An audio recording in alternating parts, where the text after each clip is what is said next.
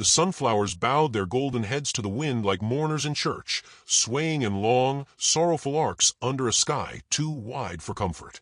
Beneath them walked a woman in black, shawl trailing like a veil behind her, steps slow and deliberate. She did not disturb the field's hush. Even the birds, sensing something reverent or broken in her, held their songs. Eliza May Dawson had not cried in 7 years. Not when they found her husband's body slumped beside his own whiskey bottle, nor when the town whispered convenient, nor when they said she didn't mourn right. She'd learned silence wasn't absence, it was armor. And she wore it well. The prairie had given her nothing easy, but it had given her land. 50 acres of wild-leaning soil and wind-etched grass, a creaking farmhouse, and a silver-veined hill no one paid much mind to until the war ended and rail lines sniffed westward. Now men looked at her land with the same eyes they once looked at her body. Hungry, entitled. She stopped at the top of a knoll, hand resting on a splintered fence post.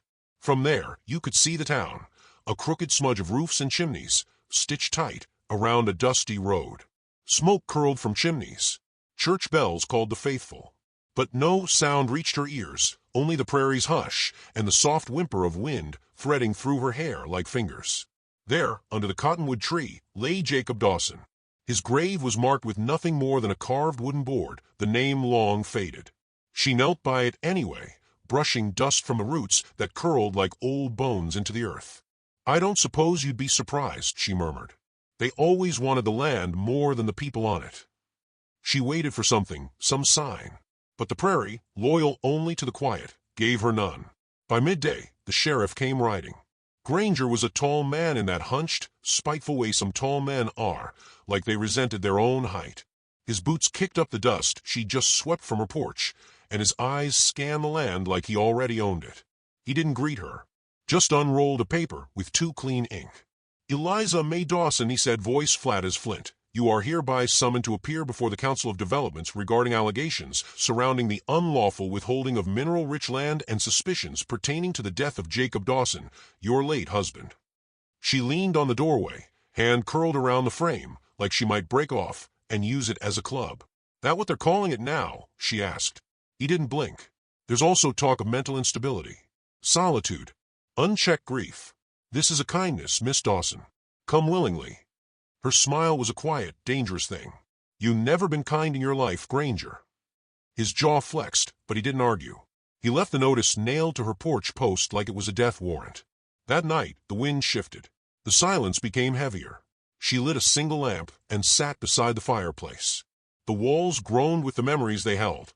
Laughter too far gone, footsteps of a man who came home mean, left louder than he arrived, and died with a smirk that said he'd take her peace with him. In a drawer tucked under a loose floorboard, she kept her secrets. A small revolver with 3 bullets, a key to a lockbox she no longer owned, and a letter, folded once and again, edges worn soft as cotton. It was addressed in a hand she'd only seen once, a lifetime ago. Thomas Callahan. She hadn't opened it. Couldn't. Not when Jacob had found her crying the day arrived, and burned the next for he intercepted. He said she had no business reading the past. She believed him back then. Now, she let the letter fall into the fire. Not out of anger. Not even pain. Just the quiet realization that whatever it said, it was too late. The flames licked the edges. The ink bled like tears. She watched until only ash remained. In town, the mayor held a supper gathering. Roast pig and biscuits for the councilman, wine brought in from Denver. Tully raised a glass, bloated fingers clutching silver like it was holy. "To progress," he toasted. "To prosperity." The others clinked their cups, eyes bright with the kind of joy that smells like rot beneath perfume. They would seize the land under the guise of development. Claim it for a railway. Claim she was mad. Widows don't win fights in towns where the preacher's on the payroll. "She won't come quietly," the sheriff warned. "She doesn't have to," Tully replied. By the next morning, Clara Bell found a way to leave something on Eliza's porch. Just a jar of preserves and a note in a child's hand. "They aim to take you. Don't let 'em hang you." No name. Just a pressed flower, faded lavender, slipped inside the envelope. Eliza read the note twice. Then again. Her hands didn't shake, but her heart did, like something half dead in her remembered how to move. She made her way into town that afternoon. Not because she believed they'd listen. but because she wanted to see their eyes when they looked at her and knew she wasn't scared. Main Street was quieter than it should have been. Shop windows half-shuttered. The saloon door swung once, then stilled. A dog barked and was quickly hushed. Eliza walked like someone walking to her own hanging. Chin high, eyes ahead. She passed the tailor, who turned away. The butcher, who pretended to sweep. Only Clara Bell, standing outside the saloon, dared to look her in the eye. "I'm sorry," Clara whispered, barely audible. Eliza didn't stop. Then be better. The council building loomed like a gallows dressed in brick. Inside, 5 men sat behind a polished desk that smelled of power and pipe smoke. Tully looked at her like she was a child tracking mud through his parlor. They read charges. They asked no questions. They called her unfit, unstable, dangerous even. Granger described her isolation, her erratic behavior, her resistance to community development. No one mentioned how often she was followed, how often windows broke at night, how many chickens were slaughtered in warning. The meeting lasted 13 minutes. They told her to return in 3 days for sentencing. Outside, the sun hung low, orange as fire, and the gallows had already begun to rise. The timber, rough-hewn and wet from a morning's rain, gleamed like bone in the fading light. She did not return to the house that night. Instead, she walked past the creek, up the north trail where the land cut sharp and the wind screamed through the canyons like something wounded. There, under the dying sun, she looked eastward. Somewhere beyond the horizon, a man rode across an old promise. She didn't know it yet, but the land did. The wind shifted again, and this time it whispered a name. Rain kissed the dust as the dusk deepened, gentle at first, then steady, like the land itself was trying to wash something clean before the storm came. The old roads were slick with memory, each rut and stone etched with stories too heavy to forget and too stubborn to fade. Hooves struck the mud with a low rhythm, almost reverent, like a funeral drum pacing out some sacred return. Thomas Callahan rode with his hat brim low, coat soaked through, and silence stitched tight across his shoulders. A man like him didn't come back for no reason. He'd been gone near 14 years. Left a boy full of fire and came back with the kind of quiet that speaks of war, of regret, of letters never read and graves never visited. The telegram he'd received 2 weeks ago hadn't said much, just 4 words, scrawled in a hand unfamiliar but urgent. They're gonna hang her. He didn't need more. The town rose over the ridge like something ashamed of its own bones, too new to be noble, too proud to be kind. Thomas didn't slow as he entered. A few heads turned at the sound of hooves, but no one called out.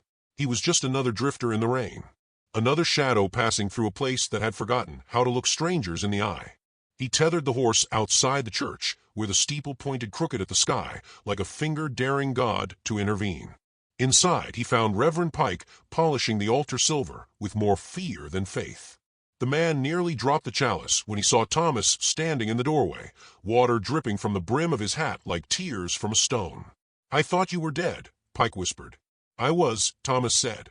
He stepped inside, eyes sweeping the pews like he could still see the ghosts of his childhood self, and the girl with ash-blonde hair who used to hum hymns off-key just to make him laugh.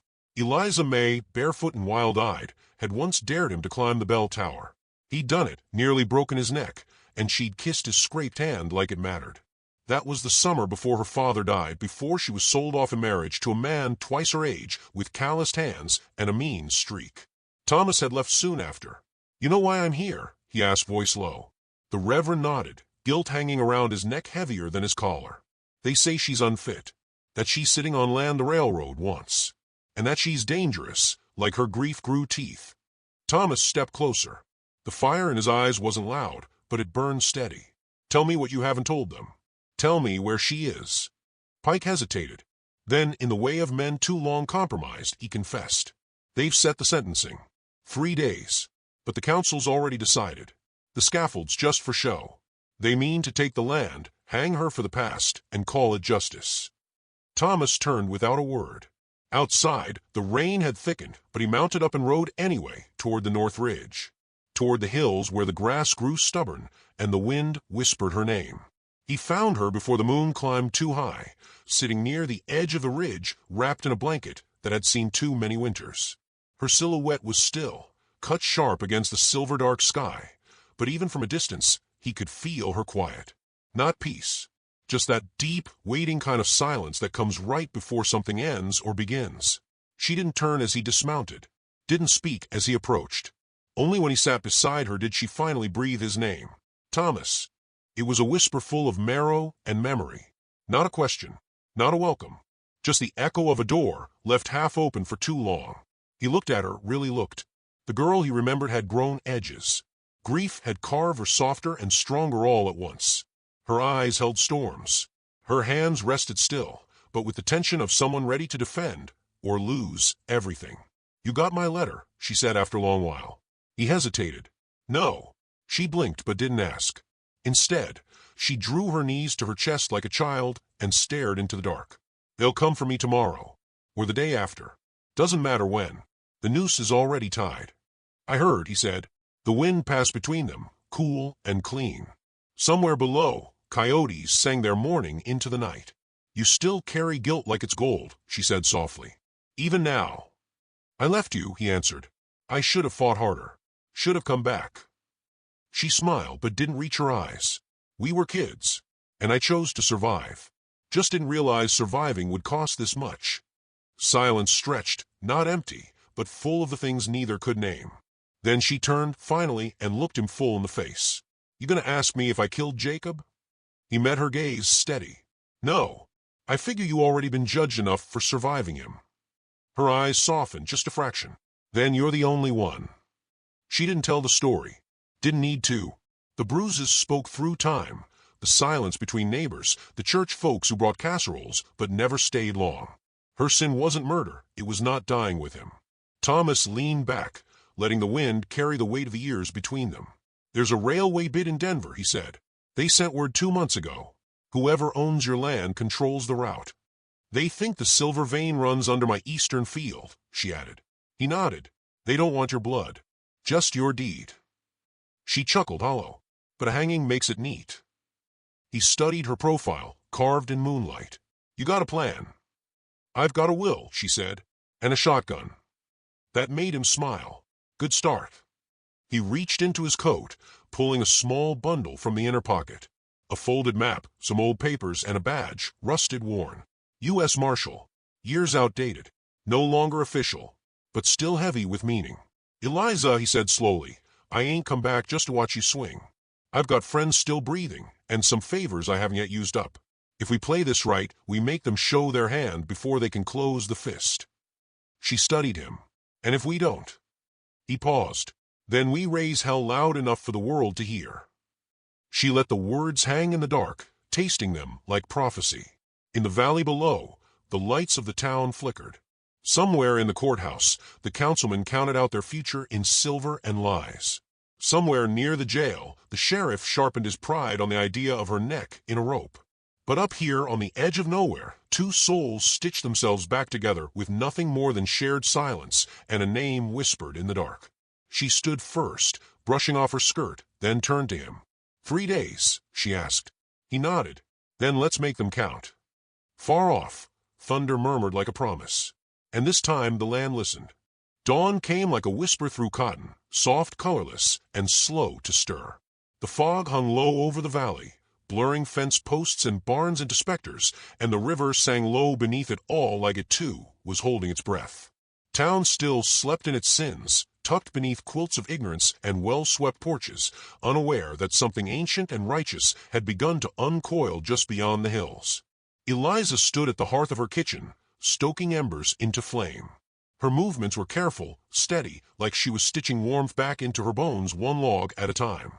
The house, humble and quiet, bore the fingerprints of hard years, shelves built by hand, a door that stuck in the summer, a patched chair where Jacob used to sit before the bottle soured him. Now there was only the ticking clock and the smell of fresh bread rising in the cast-iron pan, preparing for a day that might never need it. But she did it anyway.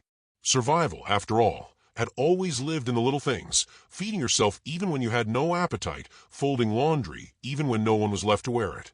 Outside, the fog curled around Thomas like it recognized him. He leaned against a porch post, watching the hills, rifle slung over his shoulder and silence resting beside him like an old companion. He hadn't slept. Not really. Sleep required peace, and peace had long since left the company of men like him. She brought him coffee without a word. Their fingers brushed. Neither flinched. "You remember the McAllister barn?" she asked. He nodded. "Red roof. Broken weather vane. They're meeting there tonight. Council, sheriff, maybe the land registrar. They think I'll break before morning." Thomas sipped, let the bitter sit on his tongue, before answering. "They're hoping you'll run. That they won't need a rope." She smiled without softness. "Then we best disappoint them." By mid-morning, the sun began to tear through the fog, revealing the land in pieces. The ridge, the stream, the edge of her property where wild sage tangled with forgotten fence posts. That land was everything. Her inheritance, her burden. It didn't hold gold or grain, but held her father's sweat and her mother's laughter, buried so deep even the roots knew their names. And someone wanted it bad enough to hang her. Thomas had spent the early hours riding to the outskirts, knocking on old doors, whispering names like passwords. Men who owed him. Women who remembered Eliza. A few still had backbone enough to show. A few more were silent, not out of guilt, but fear. Fear that justice wasn't a scale but a hammer, and that standing beside the accused was a good way to be mistaken for guilty. By sundown there were 6. 6 hands. 6 hearts. Each one quiet, but unwilling to let a good woman die for a lie. Among them, Jonah Creed, who once lost a brother to a rail war in Missouri, Ma Tabor, who carried a shotgun in her apron and fire in her eyes, and young Henry Dawes, barely 17, who said nothing but gripped Thomas's spare rifle like it was part of him. They met in the hayloft of an abandoned stable, candles flickering against dust and spider webs, their voices low but certain. "It ain't just about Eliza," Thomas told them. "It's about what they think they can get away with. Today it's her land. Tomorrow it's yours." They got the judge in their pocket. Ma spat. "Counsel too." "Then we take the trial from them," Thomas said. "How?" Jonah frowned. "With 6. "Not with numbers," Thomas replied. "With light." So they laid it out. Not rebellion, but revelation. A plan stitched from courage and old debts. They'd bring proof. Testimony. A deed signed and sealed, left forgotten in the records of a retired notary Thomas had found barely breathing in a cabin north of Flat Creek. It bore Eliza's name, her rightful ownership. The land wasn't Jacob's to will away, and it wasn't hers to forfeit under duress. They just needed to put it in front of enough eyes. Eyes that still knew what justice looked like. But eyes weren't enough. They needed ears. Hearts. Witnesses who couldn't be ignored. The church bell. 1 ring at midnight brought prayer. 2 meant fire. 3 it meant gathering. Emergency. All hands. Old code, but still respected. They'd ring it 3 times at dawn. When the townsfolk arrived, groggy, confused, they'd see what their leaders had planned. The scaffold hidden behind the smithy. The men in black coats holding forged documents. The rope already measured. And they'd see her. Not as a witch or widow, but as one of them. "You sure this'll work?" Henry asked, eyes wide. Thomas turned to Eliza, who stood at the barn door, silhouetted against the fading orange sky. "It has too," she said. That night, they didn't sleep much. Eliza wrote a letter by candlelight, her script slow and careful. It wasn't for the council or the town or the dead man she'd once married. It was for her mother, for the girl she used to be, for the land itself. A promise, folded and tucked beneath her pillow like a secret prayer. Thomas sat on the porch with the rifle across his lap, listening. Not to danger, but to the rhythm of the world before it changes. He thought about the first time he'd kissed her. About the bruise he'd seen on her wrist the night before her wedding, and the way she'd smiled through it like she could will it away. He thought about all the things he should have said before he left, and how none of them mattered now. She came to him just before midnight, barefoot, her hair braided back, eyes shining like starlight on a river. "If they take me," she said, "don't let them bury me here." "They won't take you," he answered, not because he knew, but because he needed it to be true. Then, softer, "Would have married you, you know, if things were different." She leaned into his shoulder, just enough to feel him breathe. "They ain't different," she whispered. "Not a promise, not a kiss, just a knowing." The church bell rang once, then twice. Then, echoing into the silence like a call to something sacred, it rang a 3rd time. Lights blinked on across the valley. Lanterns. Windows. Doors cracked open. Boots hit floors. Families stirred, confused but drawn. Because the old codes weren't just words. They were memory. Tradition. The idea that some things still mattered, even if you didn't understand why. As the sun rose over the hills, painting gold across the roofs, the town gathered in front of the chapel. And Eliza stood waiting. Not in rags, not in chains. In her father's coat. In her mother's brooch. With a piece of paper in her hand and fire in her stance. Thomas stood beside her, hat off, rifle slung, eyes unwavering. And behind them, the six. The sheriff tried to shout. The judge tried to speak. But the crowd had already chosen what they wanted to see. And they were looking straight at her. Then she stepped forward, heart steady, and raised her voice just enough to be heard over the breathless hush. "My name is Eliza May Langston," she said, "and I have something to say before you hang me." The wind held its breath, and so did the town. The hush that followed her words was long and holy, as though the wind itself refused to interrupt what had waited too long to be said. Eliza stood at the edge of the wooden platform, where the town's leaders had planned to kill her quiet and early, before most folks stirred their coffee. The rope was still looped nearby, coiled like a sleeping snake, shameful in its readiness. She didn't look at it. Didn't need to. She held the paper like scripture, crease-worn, faded, but absolute, and raised it toward the gathering crowd. Her voice, though soft, cut through the early light like a blade wrapped in silk. "This deed was signed 13 years ago by a notary who still breathes. My father gave me this land. Not my husband, not the council, not any man in this square. My name is on it, clear as day, and yet they tried to burn it from the records. Said I was lying, that I forged it, that a woman can't own something unless a man hands it to her." A ripple moved through the people, shoulders shifting, eyes darting. Guilt or awakening, it didn't matter. The seed was planted. Thomas stood to her right, one step behind, not as a savior but shield. His eyes never left the sheriff, whose hand twitched once toward his belt but stopped cold when Ma Tabor raised her shotgun with the lazy confidence of a woman who'd already decided which kneecap she'd take first. Jonah Creed came forward slow and handed her a second paper, his own affidavit, freshly signed, verifying the notary's testimony. Beside him, young Henry stood with the solemn gravity of a boy who'd seen too much to ever be young again. Eliza laid both documents on the council's table, left empty now in their panic. The judge had retreated into the crowd, coat flapping like a coward's flag, and the registrar had turned a color somewhere between tallow and snow. But the townspeople stayed, silent, watching. "Ask yourselves," Eliza said, turning slowly. "Would they have done this to a man? Would they have built this scaffold for one of their own? Or is it easier to call a woman a liar than admit you were wrong?" Stillness again. A long, low ache of it. Then a voice broke the quiet, old and cracking yet strong. "I saw the survey lines myself," came the call. It was Lester Morgan, 82 if a day, who hadn't left his porch in 5 years. He stood with his cane, like Moses with his staff. "Her father walked me out there with a compass and a smile.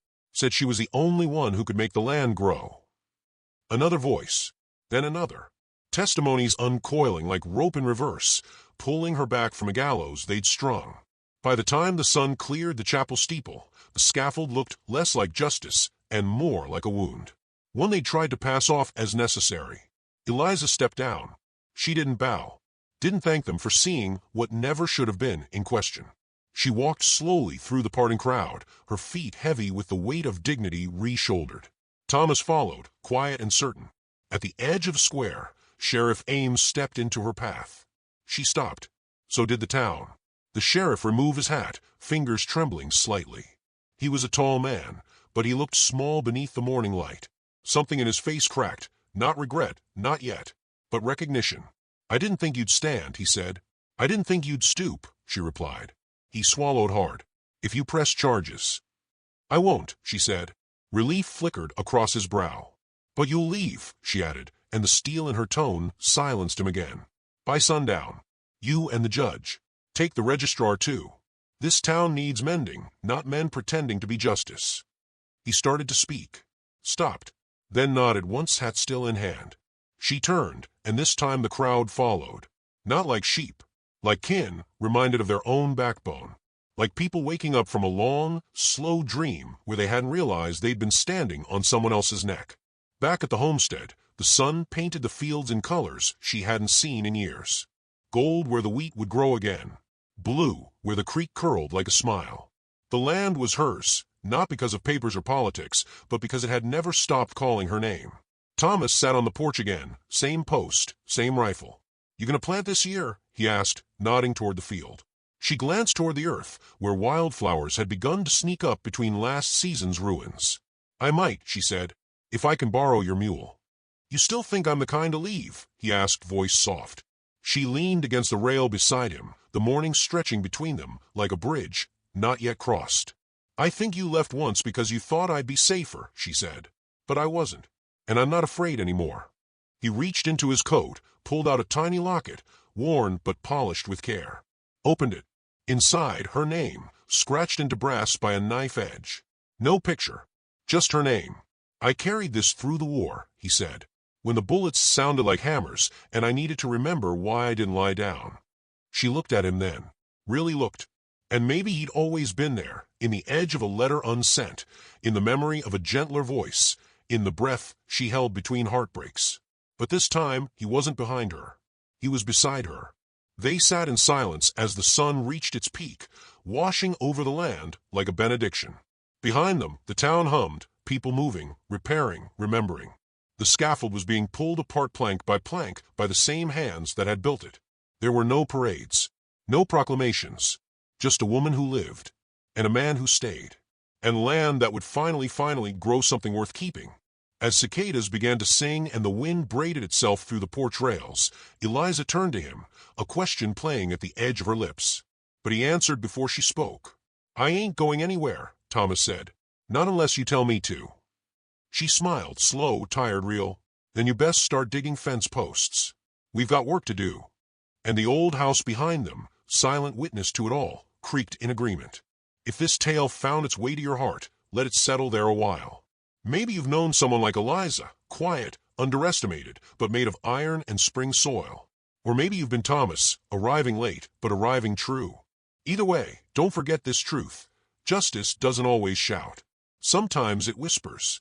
And sometimes the bravest thing a person can do is simply stay. Like, comment, and tell us where you're watching from. These stories ride far, but they feel better when they're shared. Until next firelight, friend.